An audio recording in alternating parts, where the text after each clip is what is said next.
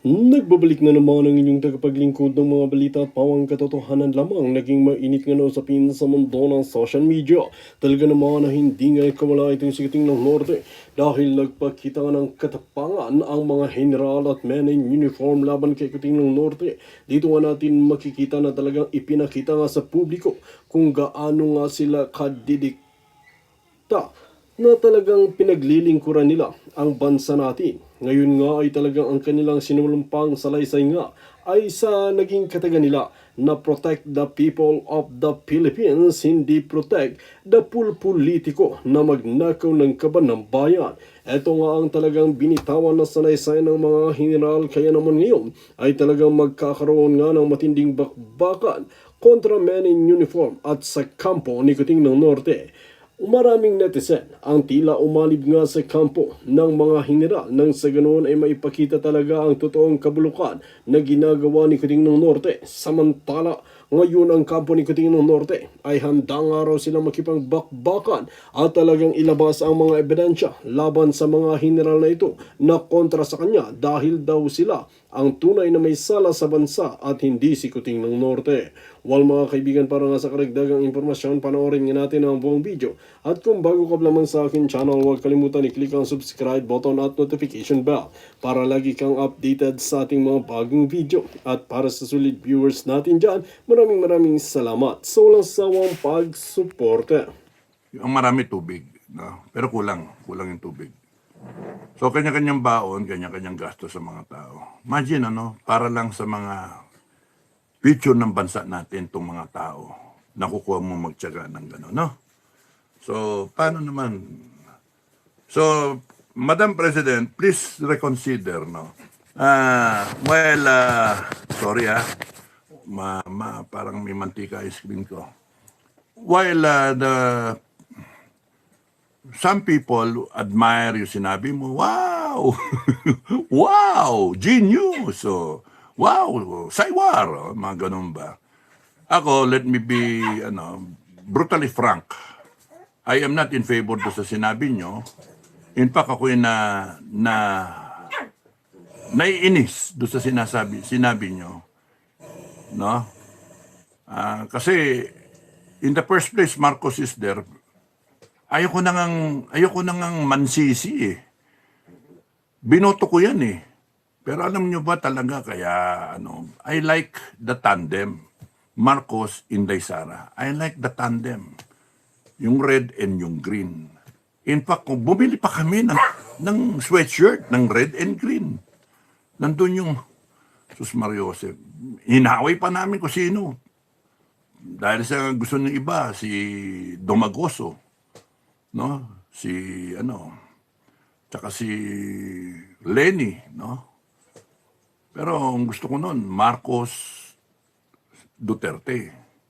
Kasi continuity, no? Unity team. 4 na taon. Alam na. Hindi ako naniniwala talaga, hindi ako sang-ayon na maghintay pa ng 2 taon para maranasan. Alam na namin, gago yan eh. Yung ginawa sa iyo, sa tatay mo, sa iyo, sa bansa, ninakaw yung pera, binenta yung ginto, yung tinarantado, yung PCSO, yung PhilHealth, yung Mahardikapan, PDIC, putang ina nga, tarantado. The greatest theft in our entire history. Bendalo pa sila. Tapos saka nakakita presidente, dapat play safe siya, ina-announce pa niya, inakilala niya si Senate President pro tempore si Gatchalian. Unconstitutional yung ginawa nila. Saka nakakita presidente, mismo harap-harapa sasabihin niya. Kinakatigan niya yung violation ng Constitution. Kaya nga, alam na namin, inflation 7%, patay yung investments natin, stock market natin, lahat. Alam natin na question mark yung kinabukasan ng Pilipinas. Alam namin naka 7 trilyon siya. 7 trilyon sa 4 na taon. Ang Duterte, 6 na taon, 6 na trilyon. May COVID pa noon. Maraming build na pinapakita. Ngayon, may pinagmamalaking flood control, nasaan na? Ilang tao pa ang mamamatay? Ilang pera pa ang mananakaw kung hindi kayo tumayo? Ayaw ninyo na kung agawin yung pwesto, pero nagsasalita rin kayo na you are the constitutional successor. E di, pagtanggol nyo sana yung taong bayan. Sorry, pero ako lang naman yan eh. Kung gusto nyo, buntalin nyo ako, okay lang, sasanggain ko. Opa! Sasanggain ko. By reflex kasi, no? By reflex. Sangga. Ang ganun, ano? Tapos nun, counter. Ang ano doon, sorry, hindi ako sang-ayon. You might have your own reason for saying that, pero simple lang naman sa akin eh. Nakikita naman natin pare-parehas yung rally, di ba? Nakita mo naman yung KOJC. Nakikilos sana kami noon, nung sa KOJ, dumating ka lang doon na nag-guess ka doon eh. Kikilos sana kami doon. Papasok sana kami doon eh, yung mga tropa doon. 5,000 pulis. 100,000 yung pinapapasok ko doon eh. Pero natigil dahil nga nagsalita kayo. Yun yung unang-una namin na sana eh. FGF pa noon eh. So ngayon yung nakita niya naman yung kung paano na yung KOJC. Nakita niya naman kung paano yung itong mga leader kinasuhan eh. Ako yung unang-unang nakasuhan. Inciting to sedition, okay lang yun. Thank you sa mga nag-offer. Alam niyo naman, nag-offer ng tulong. Maraming salamat sa inyo. Dismiss yung kaso ko. Tapos sa sumunod na kinasuhan sila ka Eric. Kaya join the club, no? Tapos nun si Pokis, General Pokis, join the club. Ngayon, 5 kaso ni ka Eric. Tapos nun yung si defensor, no? Pati asawa kinasuhan. And then si Chavit lately. Ngayon dahil sa walang gumagalaw sa mga kaso-kaso na yan, lumalakas yung loob ng administration. Makakalusot to. Isa-isa yan, kakasuhan. Ang on deck sa Senate, is si Marcoleta siguro. Yun ang sabi ng aming analyst, no?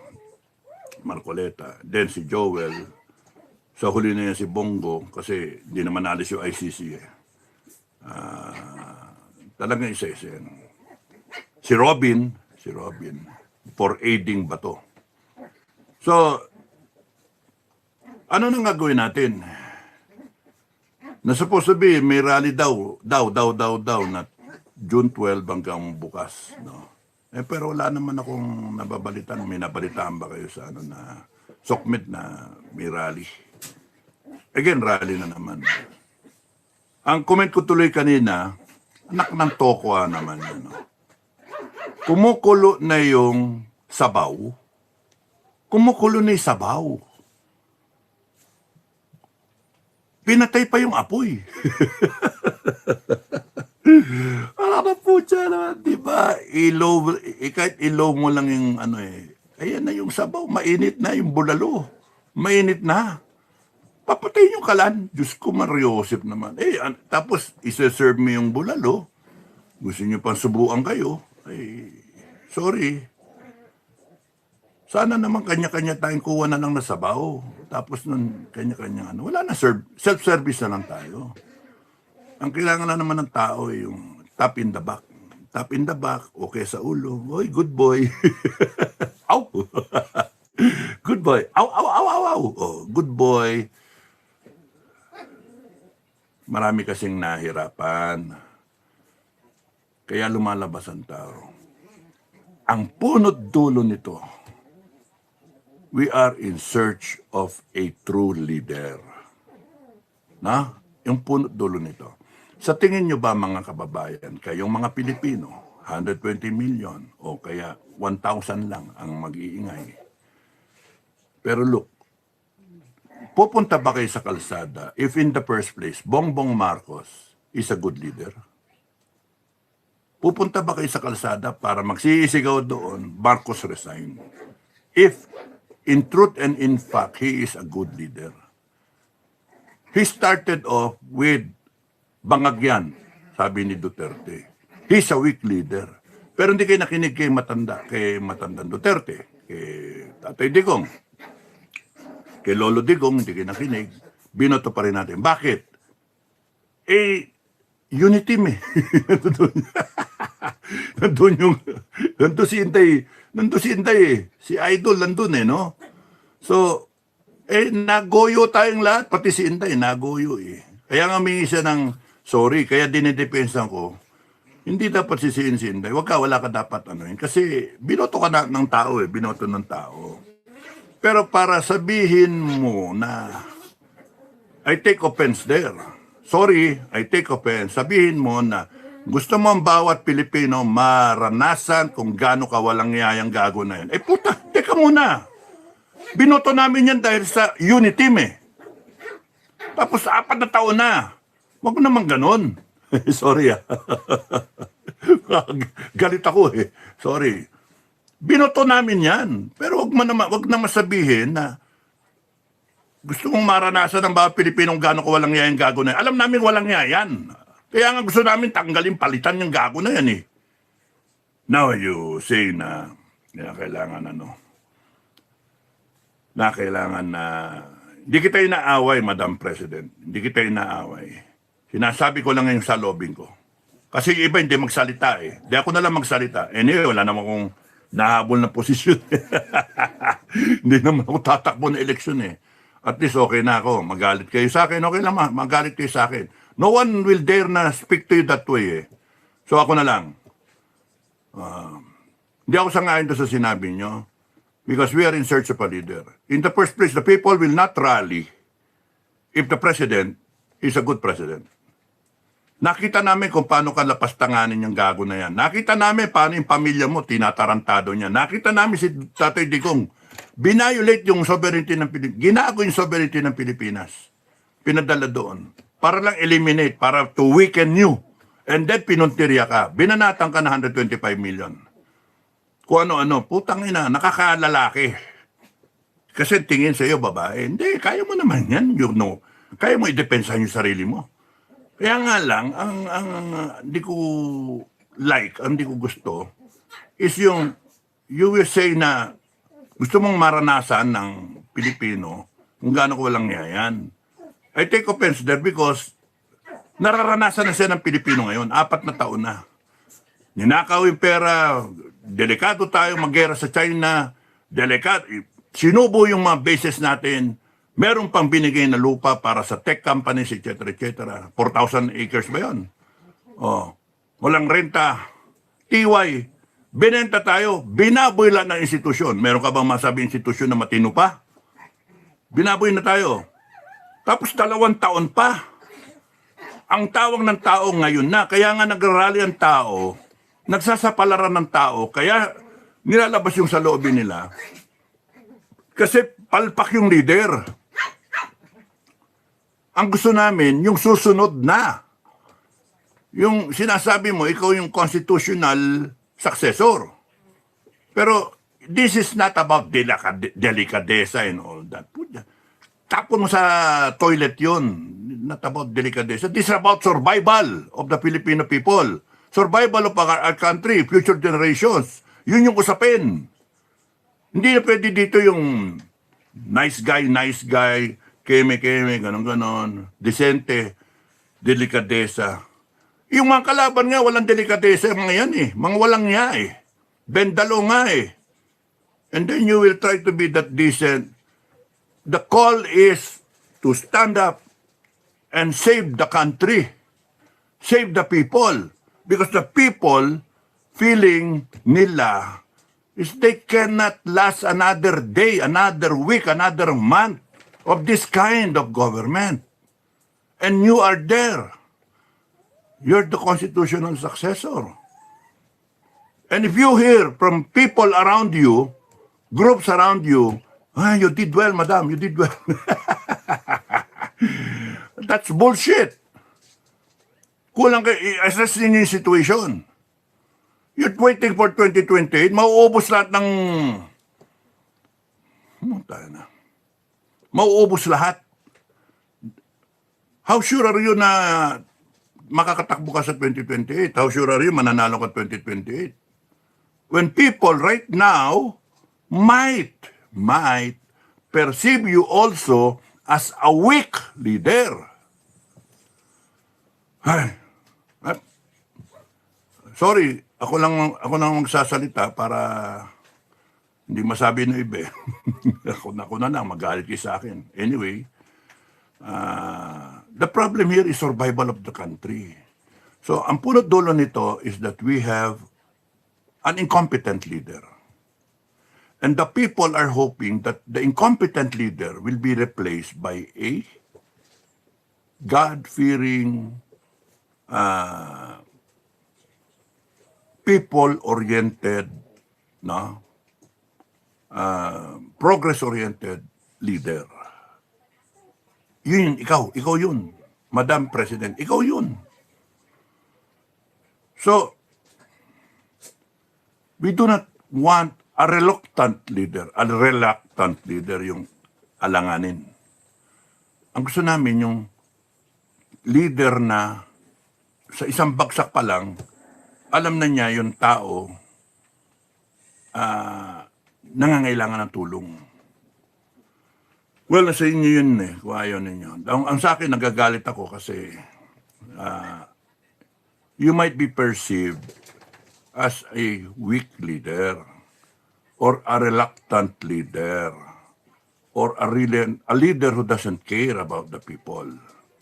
So parang yung nakikita na you're with the people, pang ano lang siya, yung ganun ba, ganun ang, paano ba sasabihin yan, lintik na pang ano lang ba, for the show lang, optics lang. Kasi kung, tanong niyo sa sarili niyo, ilang pang Pilipinong mamamatay? Dahil sa gewang-gewang pa yung inyong pananaw sa nangyayari. Tumatayo yung taong bahay, tumatayo yung mga tao, Diyos ko. Tinatawag na nga langit Tinatawag na lahat na santo na tumulong. Diyos ko, tulungan nyo kami. Tapos nun, sana na-appreciate nyo yung ano ng tao. Tumayo na, ngayon, delikadesa. To hell with delikadesa. Okay, so kung ayaw nyo, okay lang. Ayaw nyo, wag. Ganun lang. Hintayin nyo 2020, mga kababayan. Yun yung peg. Ayaw. Hintayin nyo 2028. So, doon lang kayo sa bahay ninyo, baka mamatay kayo pag lumabas kayo. Meron drug addict sa labas. O, yung mga anak nyo, ingatan nyo yung mga anak nyo, baka ma-rape No?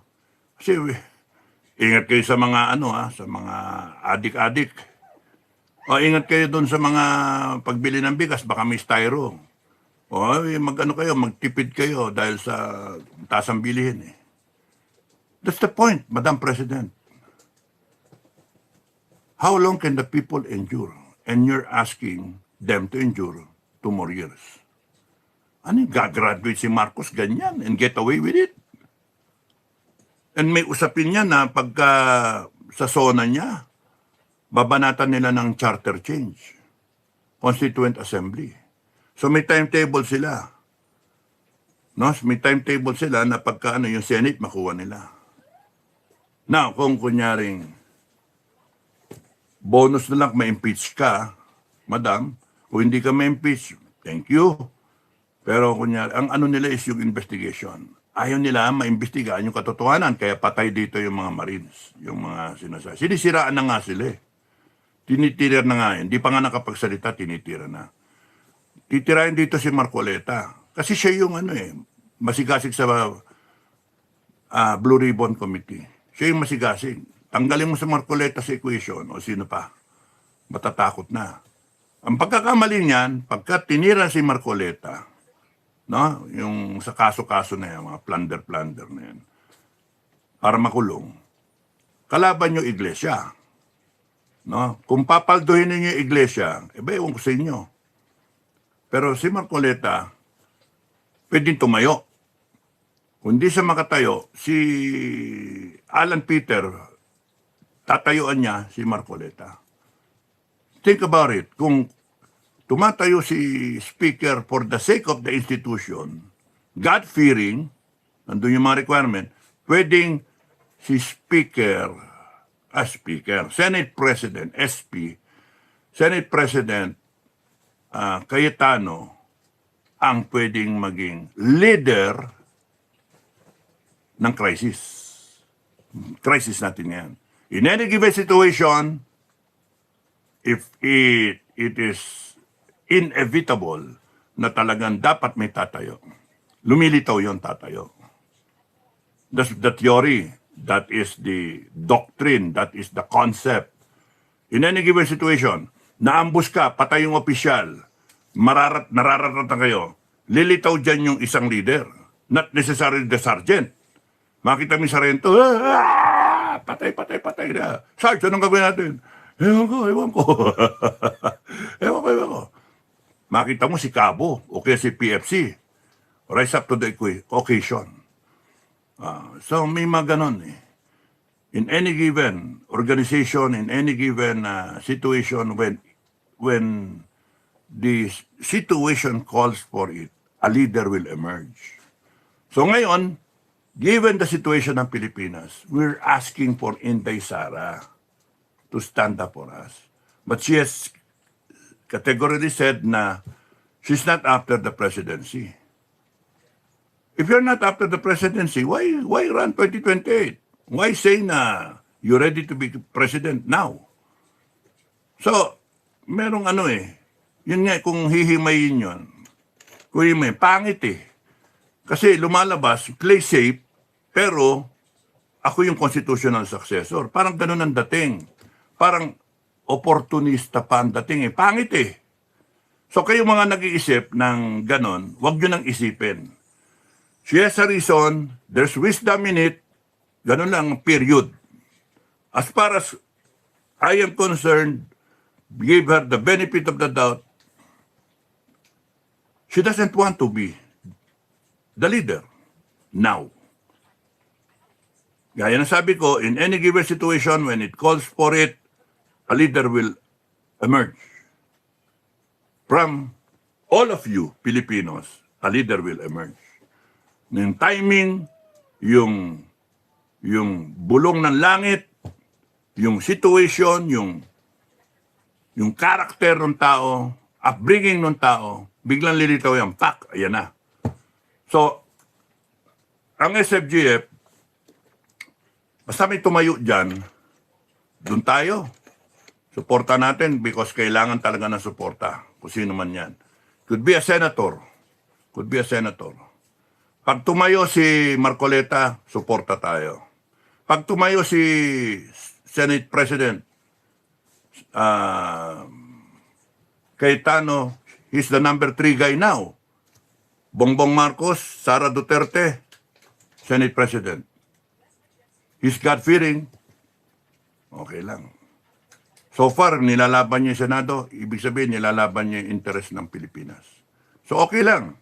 Pag tumayo si Senate President, suportahan natin. Kasi we are in search of a leader para matapos to. At kung sino man ang tatayo dyan, bukas, sa kinabukasan, o kung sa isa pang bukas, o kung kailan man, given the situation, when biglang yun ang binagsak ng langit, Filipino people, you rise up and support that leader. Because we will not have the chance to have another situation or another opportunity to have that leader. Ano papayag kayo? Kukulungin tao? Papayag kayo na patayin yung tao? Papayag kayo? Then iyak tayo later on. Sana. Sumuporta na. Hindi. Basta pag may tumayo dyan, we support that leader.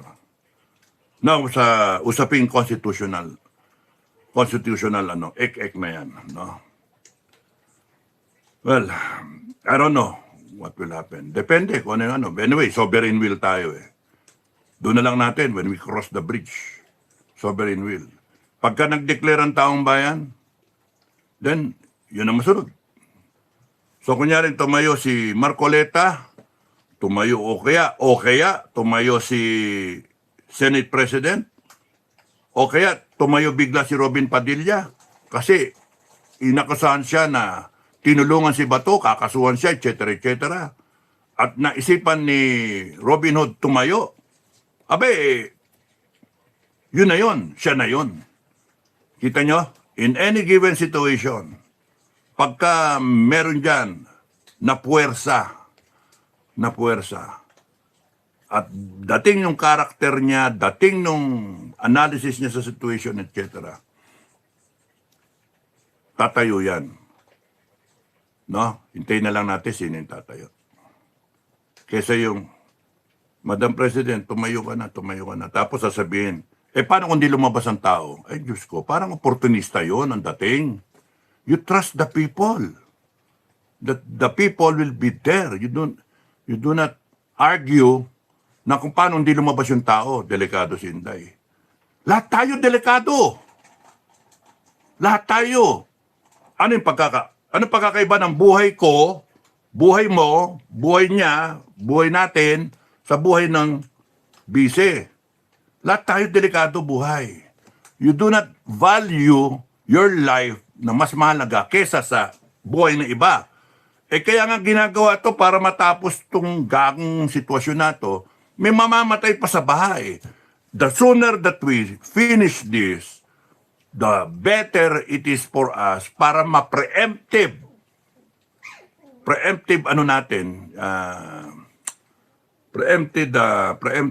action ang magawa natin bago dumating yung talagang actual na baha.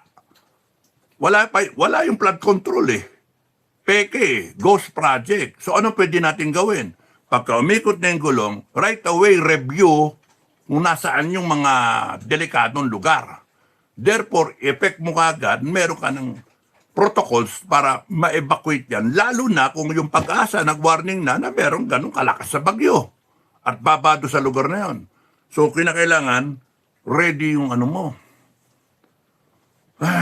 Yung mga preemptive evacuation plan, mga ganon, kung saan yung relief operation, etc. Dami.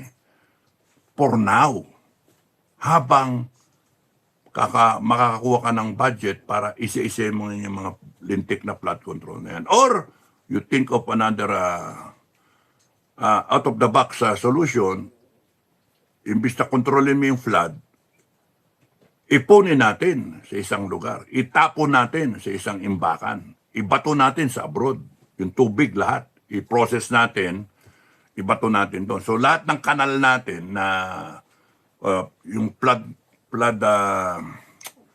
drainage, ayusin natin para lahat ng tapo ng tubig doon, tapos nung diretso doon sa facility, diretso siya sa kung ilang point na stage ng filtration process, and then diretso na sa pipeline kung saan natin padadala, China, Australia, Middle East, US, ilalabas natin yung tubig na. Sa dami ng tubig ulan. Sila may langis, tayo may tubig. 1:1. Isang barilis ng langis, isang barilis ng tubig.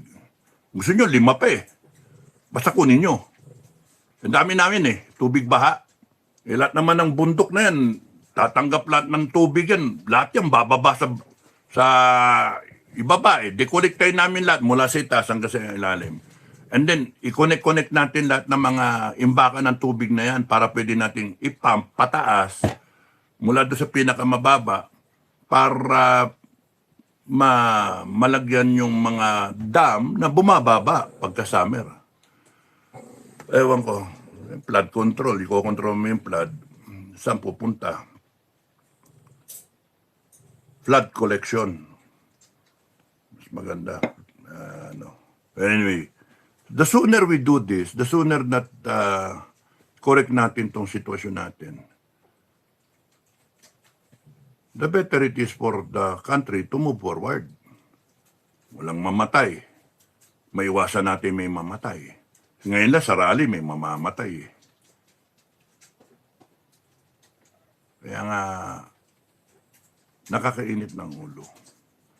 So, kung ayaw ni Madam President, the offer is still there. Ngayon, kung ayaw po ninyo, okay lang, sino ba kami? Kami lang may mga tao-tao lang naman kami. So, ang inaasahan namin sana, kayo yung mag-champion ng tao, pero kung wag na kayo magsalita ng you are the constitutional successor kung ayaw rin nyo naman na agawin yung ni Marcos. Gagawin tao eh.